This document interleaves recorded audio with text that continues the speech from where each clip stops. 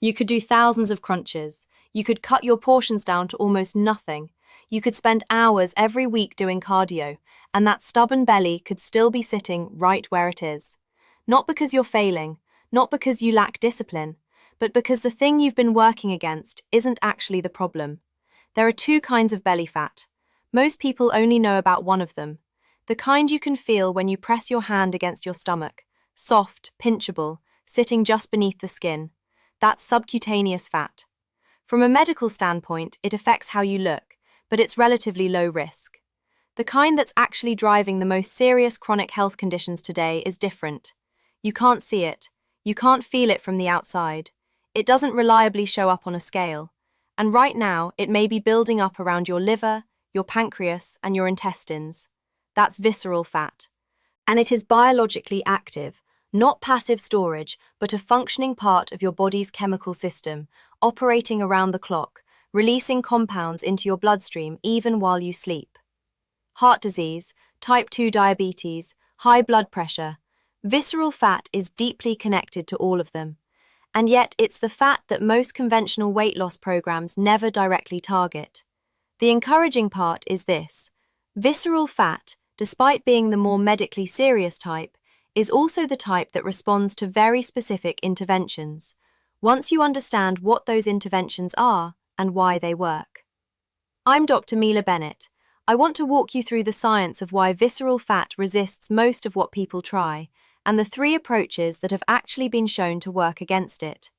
This isn't about selling you a program or a supplement.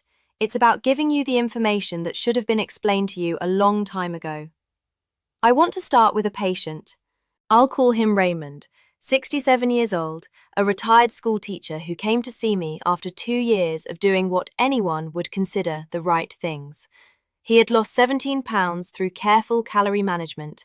He walked 5 days a week without fail. His belly had barely changed. His cholesterol was still elevated. When he sat down across from me, the first thing he said was, "Doctor, I've done everything right." He wasn't wrong. He genuinely had. The problem was that everything he had been doing, as consistent and disciplined as it was designed to address a different type of fat than the one actually causing his health concerns. Nobody had told him that, and that omission cost him 2 years. Let's start with how to tell the difference between the 2 types. Press your hand gently into your abdomen.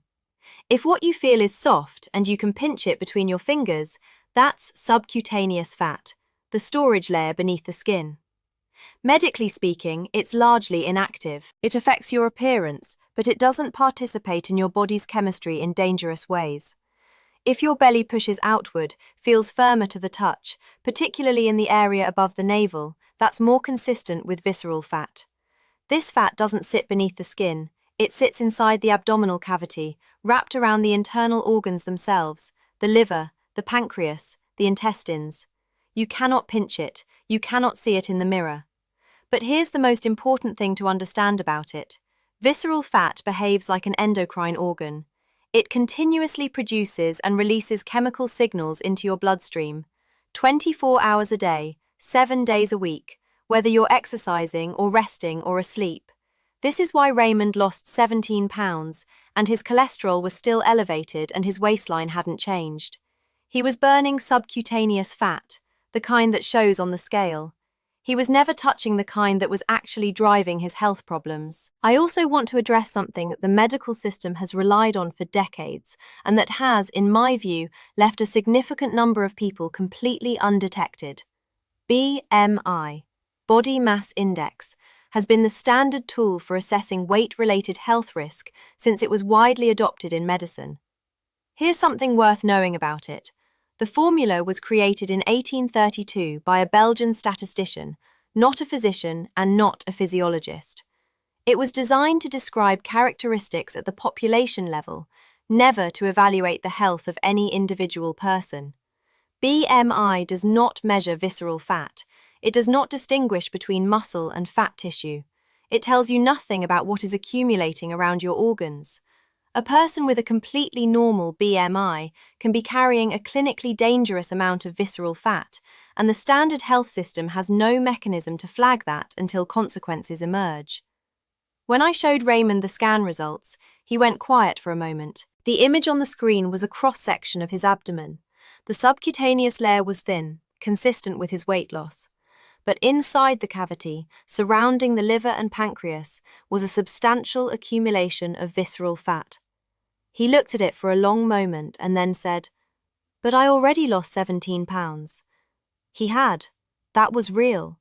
The issue was that the loss hadn't reached what needed to change. To understand why, you need to understand what visceral fat is actually doing inside the body. Picture a slow chemical leak at the source of an entire city's water supply. No explosion, no single dramatic event, just a continuous, low-level contamination entering the system every day. Over time, that's enough to affect everything downstream. Visceral fat operates on a similar principle. It continuously releases inflammatory compounds, specifically molecules called interleukin-6 and TNF-alpha, into the portal vein, the blood vessel that delivers blood directly into the liver. The liver absorbs the full concentration of these signals with every circulation cycle. Under sustained inflammatory pressure, the liver gradually becomes insulin-resistant. It no longer responds to insulin normally. Glucose isn't processed efficiently and begins accumulating in the bloodstream. The pancreas detects the elevated glucose and compensates by producing more insulin. Higher insulin levels, in turn, signal the body to store more visceral fat. The process feeds itself. There's an additional layer to this. Healthy visceral fat tissue produces a hormone called adiponectin, which protects arterial walls, reduces inflammation, and supports insulin sensitivity. As visceral fat accumulates past a certain threshold, adiponectin levels fall. Arterial walls lose that protective effect. Plaque begins to form. Cardiovascular risk increases, driven not primarily by dietary cholesterol, but by the ongoing inflammatory chemistry coming from within the fat tissue itself. This is what I observe clinically. The highest risk patients are not always the heaviest. They are frequently the ones carrying significant visceral fat, while standard metrics, BMI, total cholesterol, blood pressure, suggest everything is within acceptable range. Raymond had no dramatic symptoms across those 2 years. No chest pain, no noticeable shortness of breath, just modestly elevated cholesterol, the one value that managed to get flagged through a routine checkup. The inflammatory process had been running quietly the entire time. So why didn't 2 years of dieting touch it? This is the most important question, and the answer has 3 parts. The first is cortisol. When calorie intake is reduced significantly, the body doesn't interpret that as a deliberate health strategy. It interprets it as a resource shortage. The adrenal glands respond by increasing cortisol output. Cortisol's primary directive in a perceived energy shortage is to conserve fuel, specifically by directing fat storage toward the abdominal cavity, which sits closest to the vital organs and can be mobilized quickly when the body needs energy fast. The result is counterintuitive. Aggressive calorie restriction can actually drive more visceral fat accumulation, while the body burns subcutaneous fat and muscle tissue instead.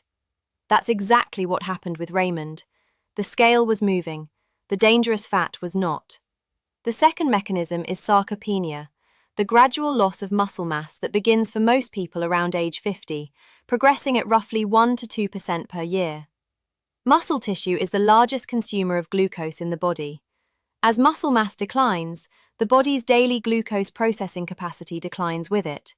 That unprocessed glucose gets converted and stored, and the body preferentially directs that storage into the abdominal cavity. Raymond walked consistently. Walking is genuinely beneficial for many things, but it does not provide the kind of mechanical stimulus needed to rebuild muscle tissue. He was losing muscle mass year over year with nothing replacing it, and every pound of muscle lost meant more unprocessed glucose daily, quietly feeding visceral fat stores. The third mechanism is that visceral fat has its own built-in resistance to breakdown. When the body mobilizes stored fat, whether through reduced calories or exercise, it doesn't access all fat types equally. Subcutaneous fat is the most accessible and gets used first. Visceral fat is structurally more protected and only responds to very specific biochemical signals. This is why someone can lose 10, 15, even more pounds and find that their visceral fat has changed very little. There's something else worth mentioning because it surprises many people.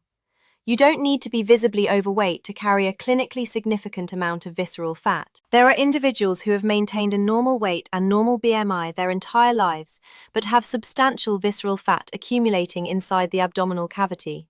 In medicine, this presentation is sometimes called TOFI, thin outside, fat inside. Prolonged stress-driven cortisol elevation, a sedentary lifestyle, and a diet high in refined carbohydrates can all drive visceral fat accumulation without any meaningful increase in overall body weight. This is an entire group of people who are being missed by conventional screening, because there are no outward signs prompting anyone to look more closely. After walking Raymond through all of this, he looked at me and asked a straightforward question. So what do I need to do differently? That's exactly the right question, and the rest of this discussion is the answer. There are 3 approaches that the evidence supports for directly targeting visceral fat. Not one in isolation, 3, because visceral fat is produced by multiple mechanisms running simultaneously, and addressing only one of them isn't sufficient. Raymond demonstrated that over 2 years. The first approach is addressing the source of chronic inflammation, and that means looking at food quality, not just calorie quantity. Raymond's problem wasn't that he was eating too much, he had already reduced his calories.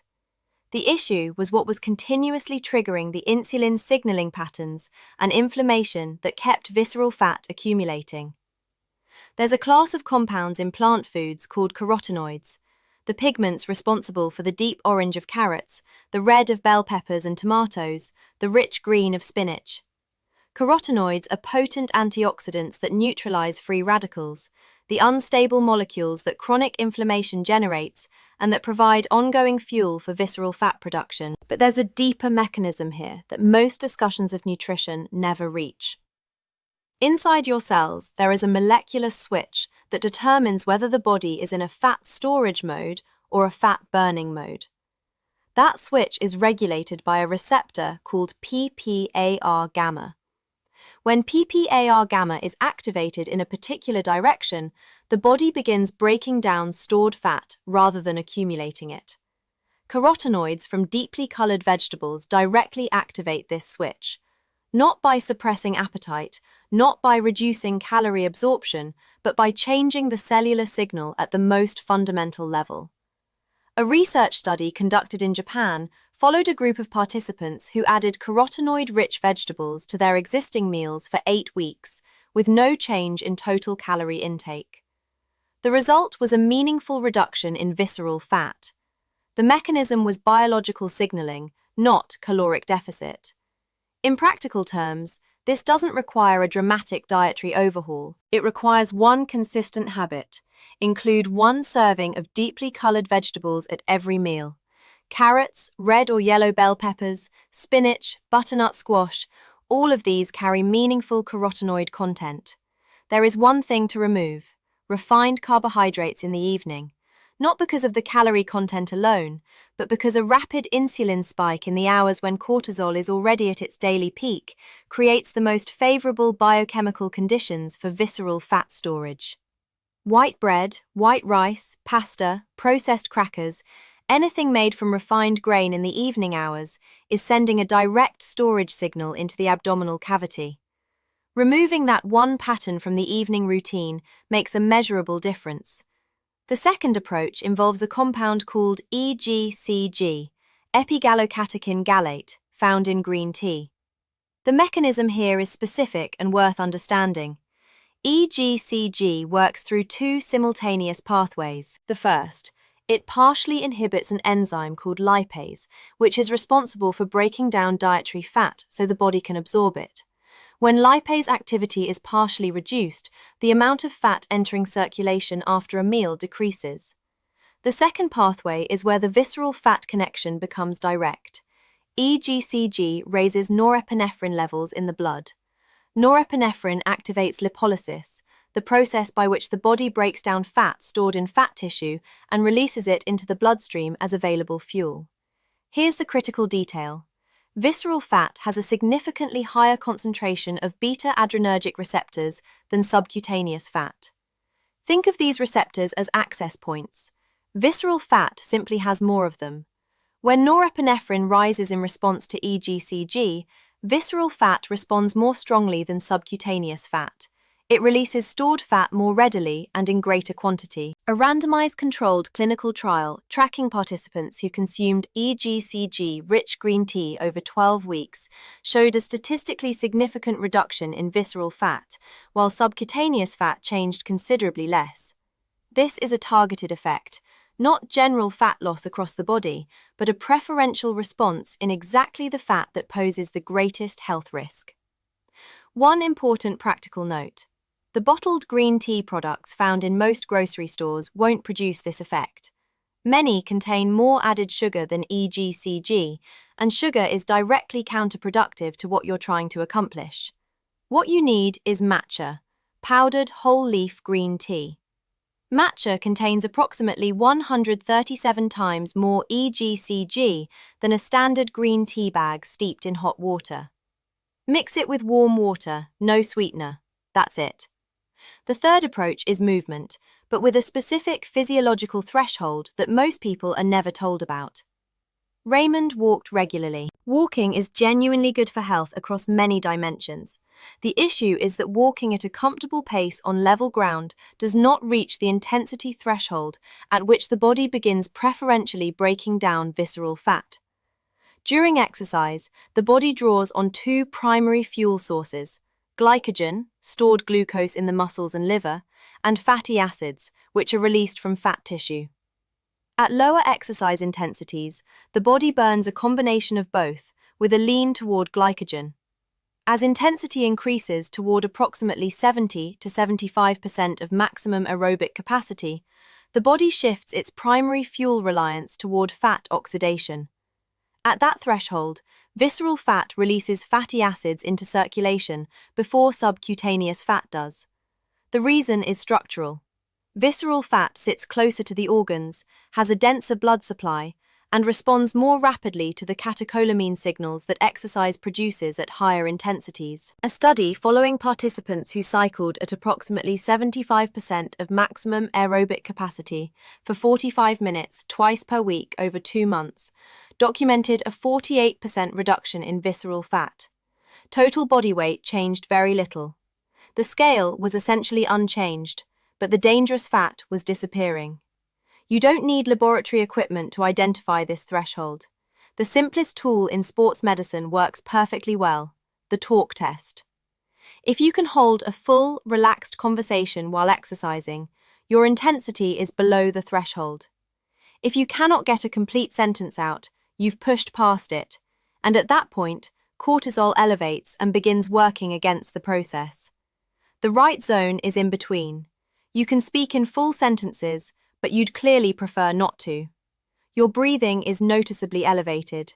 You need to focus. That's the zone. Any form of movement that gets you there is sufficient. Brisk walking up a meaningful incline, cycling, swimming at a sustained effort, climbing stairs. Raymond started walking fast up a hill near his home each morning. That was enough to reach the threshold consistently, no gym membership required. However, cardiovascular exercise at this intensity is still only part of the picture, particularly for anyone over 50. Resistance training needs to be added, 2 sessions per week, 30 to 40 minutes each, not primarily to burn fat directly, but to rebuild the muscle mass that has been quietly diminishing with age. More muscle means more capacity to process glucose each day, and less of that glucose being redirected into visceral fat storage. Resistance training addresses the sarcopenia mechanism that cardiovascular exercise alone cannot reach. A practical weekly structure: 3 cardio sessions at the target intensity, 40 to 45 minutes each. 2 resistance training sessions, 30 to 40 minutes each. That's the framework. 3 months after Raymond made these changes, without significant additional weight loss, down less than 2 pounds on the scale, his waistline had decreased by 1.5 inches. His LDL cholesterol had dropped noticeably. His triglycerides, which are the blood value most directly reflecting visceral fat activity, had fallen by 22%. He told me, "For the first time in 2 years, I feel like I'm actually doing the right thing." The scale had barely moved, but the medically significant thing inside was going away. That's the difference between targeting the right problem and targeting what you can see in the mirror. Before we close, I want to be direct about situations that should not be approached with a change in diet and exercise alone. Situations that require a physician's evaluation. If you experience chest discomfort or pain extending into your left arm, particularly with shortness of breath, stop what you're doing and call emergency services. Do not wait. If you notice unusual fatigue during activities that never used to challenge you, a single flight of stairs, a short walk from the car, that's a cardiovascular signal that needs to be assessed by a doctor. If your waistline is expanding noticeably over a period of 3 to 6 months without a clear change in your habits, that warrants medical evaluation. And if your blood work shows elevated triglycerides alongside otherwise normal cholesterol numbers, that is the most characteristic laboratory marker of visceral fat accumulation, and it frequently gets overlooked. Ask your physician to specifically explain that value to you at your next appointment. Let me bring together everything we've covered. Visceral fat is not passive stored tissue. It is biologically active, releasing inflammatory compounds into the liver, degrading insulin sensitivity, and contributing to arterial disease from the inside. Cutting calories alone does not reach it because cortisol, sarcopenia, and visceral fat's own resistance to breakdown create a system that conventional dieting cannot penetrate. The standard medical system has no reliable tool for detecting it before consequences emerge. 3 approaches have genuine scientific support. Carotenoid-rich vegetables at every meal to activate the cellular fat-burning switch and reduce the inflammatory signals driving accumulation. EGCG from matcha to preferentially stimulate fat release from visceral stores. And movement at 70 to 75% of maximum aerobic capacity, combined with twice-weekly resistance training to address both the intensity threshold and the muscle loss dynamic simultaneously. Raymond did everything he'd been taught. The limitation wasn't his effort or his consistency. It was that what he'd been taught wasn't designed for the problem he actually had. Weight alone is not the measure. Waist circumference alone is not the measure. What matters is the mechanism operating inside. And now you understand what that mechanism is. Of the 3 approaches we discussed, carotenoids at meals, EGCG from matcha, and movement at the right intensity combined with resistance training, which one is currently missing from your routine? Leave it in the comments. I read every one. If this kind of evidence-based explanation is useful to you, consider subscribing to Daily Healthcare. Dr. Mila Bennett covers topics like this regularly. Real clinical information designed for people who want to understand their health, not just manage it. This content is for educational purposes only and is not medical advice.